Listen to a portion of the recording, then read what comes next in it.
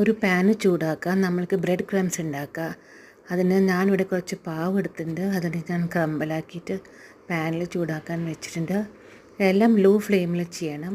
ഇങ്ങനെ നമ്മൾ മെല്ലെ മെല്ലെ വറുത്തുകൊണ്ടിരിക്കണം. On low heat, low to medium heat വേണം. ഒരു 5 to 7 minutes ഫസ്റ്റ് എടുക്കും. ഇങ്ങനെ നമ്മൾ ഇളക്കിക്കൊണ്ടേയിരിക്കണം. ആൻഡ് അത് കഴിഞ്ഞിട്ട് ഇടയ്ക്കിടയ്ക്ക് നോക്കണം അത് റെഡിയായോ എന്ന് നോക്കണം.